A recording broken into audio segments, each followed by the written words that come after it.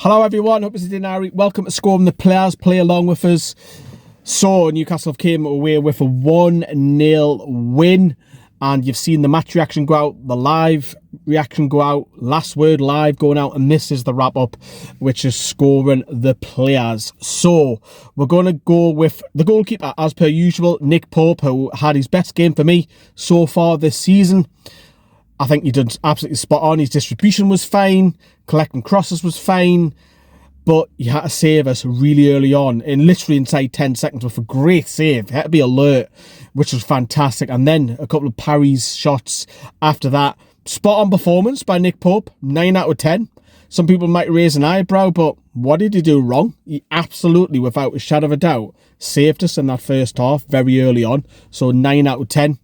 Let's start with the defence. Kieran Trippier, again, one sloppy pass, got skinned once or twice, but apart from that, I'm going to score him an 8. I think the partnership that Newcastle have with Trippier, Shea, Burn and Livramento is working. We've kept 3 clean sheets out of the last 4 games, which is class. And yeah, he was fine. Nothing wrong. An 8 out of 10 performance for Kieran Trippier. Fabian Shea, again, fantastic. Couple of fantastic long balls. He's a proper leader at the back now, I feel, alongside Dan Burn. I'm going to score him a 9 out of 10 for Fabian Shea. I think defensively, Newcastle look really, really good at the minute. And alongside him, Dan Burn, I have to mark him the same, a 9 out of 10.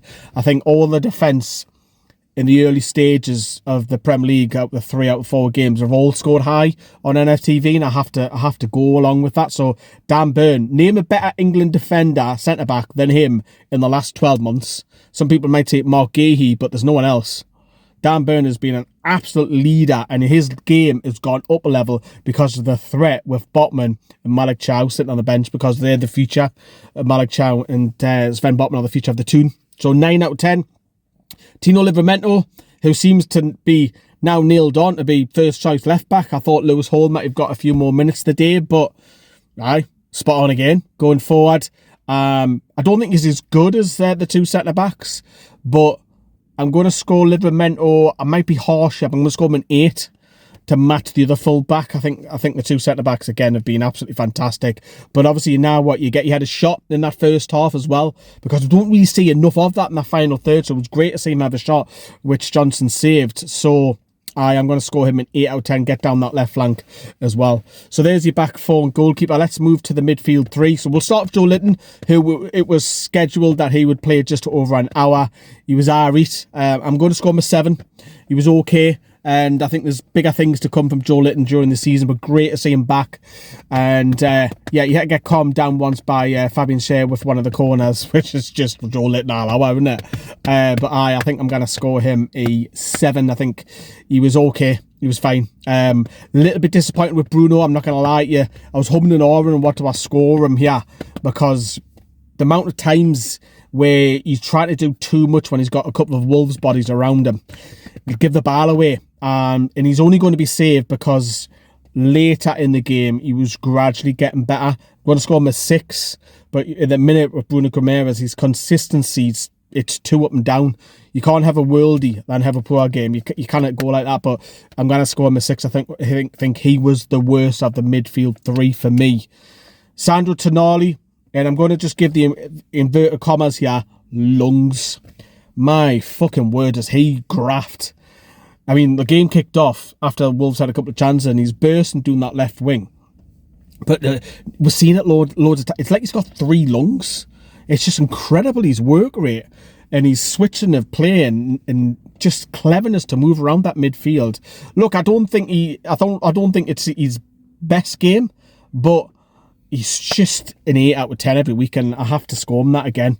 An 8 for me for Sandro Tonali. It's just class, man. Just absolute class. Sandro Tonali, and interesting to see how he gets on against Barcelona, doesn't it? I'm really looking forward to that. I'll start with right wing with Jacob Murphy. Got the assist for Valdemade. Had a curler with his left foot early on in the game. Had a pile driver go wide in the first half.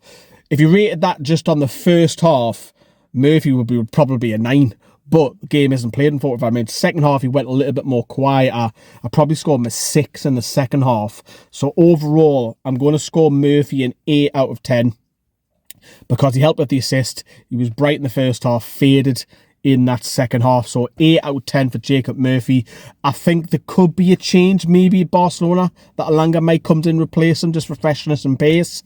We'll have to wait and see. I will have to wait and see on that. Over on the left-hand side, this is the real negative for me. Harvey Barnes had an absolute stink. And it feels like at the minute, each game, that I'm picking on him. And I'm a fan of Harvey Barnes. But for me, and against Barcelona, he has to come out the side. And Anthony Gordon comes in. I nearly forgot who we had there. Gordon will come in for me. It might be confusing, Gordon and Waldemar, because they look like each other with the hair. But yeah, Gordon comes in because Barnes was really poor. He's the worst player on the pitch, and I feel like I'm picking on him. And I'm not. I didn't mean to feel like I'm picking on him, but he offered an out. He had a shot in the second half, but that was it. Kept giving the ball away. He was tripping out the ball all the time. He wasn't going past his player. It's a really poor performance. Really poor. I'm going to score him a 3 out of 10. It didn't offer nout, and he's such a form player. When he's really playing poor, it shows. And when he's on a hot streak, you have to keep him on the side. There's no middle ground at the minute, and really poor for me, Harvey Barnes. Do you know what? I don't even feel that it's a harsh scoreline. I'm going to stick true to my word. I think he was poor. Really, really poor, and he needs to do better. Let's start with back to positivity. Nick Woltemade, who has his song already. Got a welcome at the start.